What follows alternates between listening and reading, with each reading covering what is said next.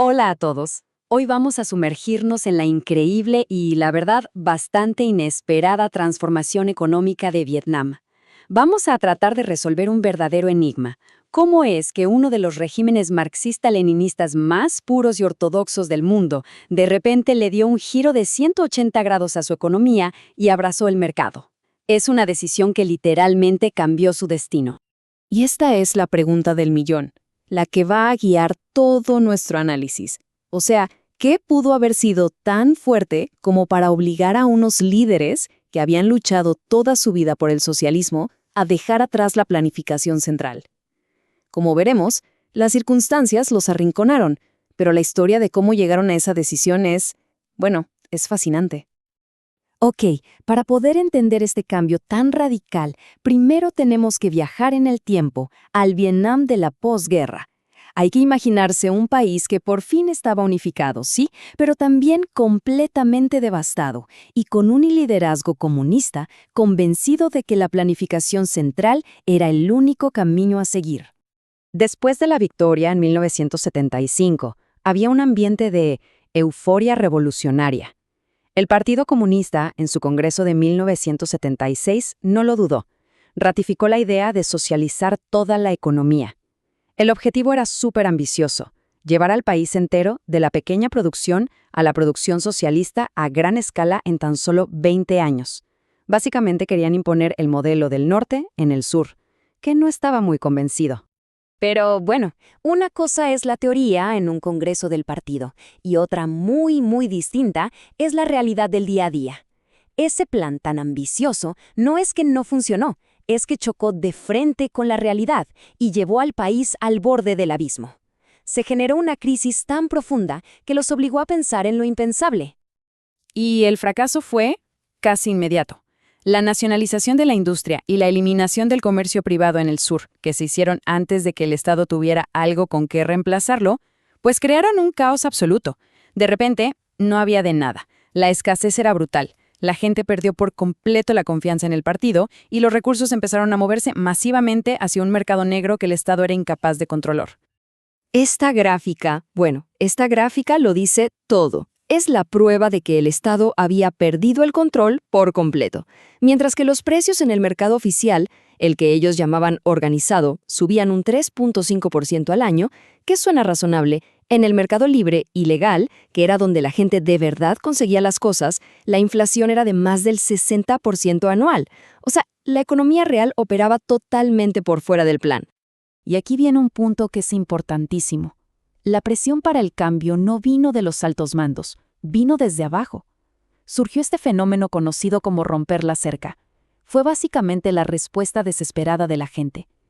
Las propias fábricas del Estado y las cooperativas agrícolas, para no quebrar, empezaron a ignorar las órdenes, a buscar insumos por su cuenta y a vender sus productos en el mercado negro.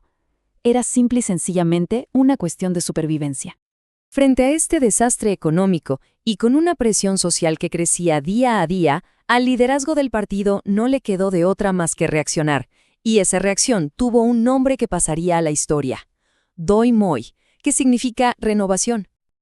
A ver, aunque se hizo oficial en 1986, el Doi Moi no fue que de un día para otro se despertaron y dijeron: «Seamos capitalistas». Para nada. Fue más bien el reconocimiento oficial de que el sistema anterior simplemente no servía. Fue un proceso de descubrir, a la mala, que la alternativa a una economía de mercado, pues, no era viable. El camino no fue fácil, ¿eh? Fue gradual y estuvo lleno de debates internos. En el 79 ya habían permitido una pequeña liberalización, más como una retirada táctica, para que las cosas se calmaran. En el 86, el Doi Moi se vuelve la política oficial, pero el verdadero momento clave, el punto de no retorno, llegó en 1989. Con la caída de sus aliados soviéticos y una crisis interna que ya era insostenible, el partido se vio obligado a aplicar una verdadera terapia de shock. Y las medidas del 89 fueron realmente radicales. De hecho, parecían sacadas de un manual del Fondo Monetario Internacional, aunque Vietnam ni siquiera tenía acceso a sus préstamos. Miren, primero, unificaron los precios. Se acabó eso de un precio oficial y otro en la calle. Segundo, devaluaron la moneda, el dong, pero de forma masiva. Tercero, subieron las tasas de interés para que ahorrar valiera la pena y así combatir la inflación. Y cuarto, algo importantísimo, cortaron de raíz los subsidios que mantenían vivas a las empresas estatales ineficientes. Fue sin duda un Big Bang económico. Ahora detengámonos un momento para ver los resultados, porque son espectaculares.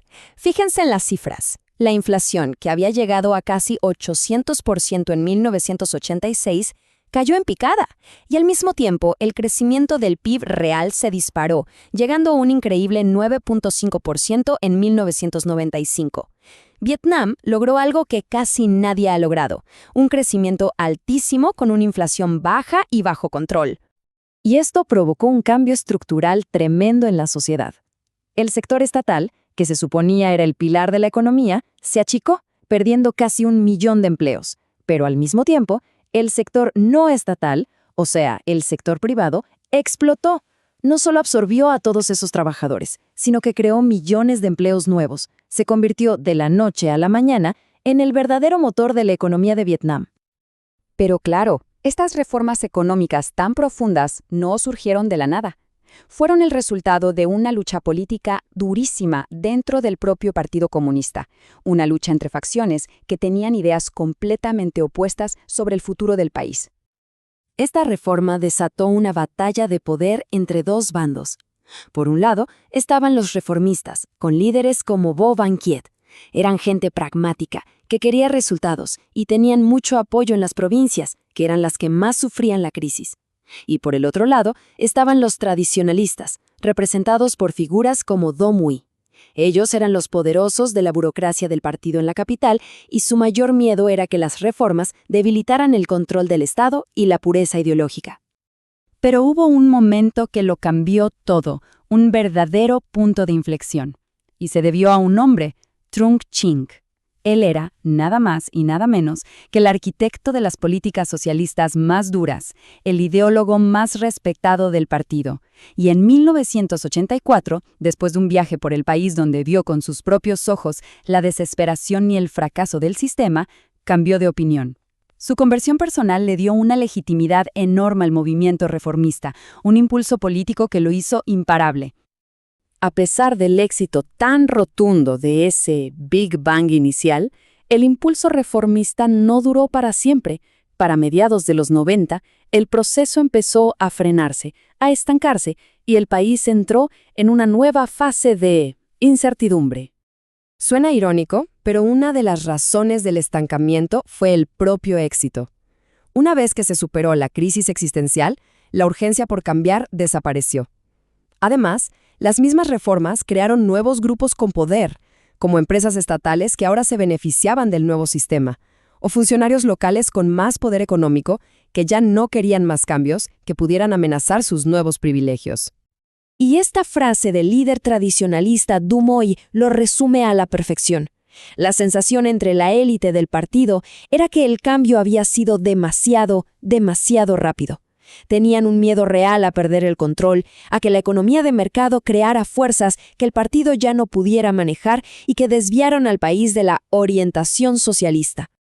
El resultado de todo esto fue una especie de empate técnico, una división del poder. Los reformistas, como Vo Van Kiet, se quedaron con el gobierno, manejando la economía del día a día, pero los tradicionalistas, como Do Muy, mantuvieron el control del Partido Comunista, de la ideología y de la política. Se creó una estructura de poder dual que, de hecho, define a Vietnam hasta el día de hoy. Y con esto cerramos nuestro análisis. La historia de la renovación de Vietnam es un caso de estudio increíble, un ejemplo de pragmatismo forzado por una crisis. Pero también nos deja con una pregunta fundamental y sin respuesta para su futuro. ¿Puede un país seguir creciendo y prosperando cuando su liderazgo político está, en el fondo, dividido sobre qué camino tomar? El motor económico arrancó con una fuerza impresionante, pero el motor político parece que todavía patina entre dos velocidades opuestas.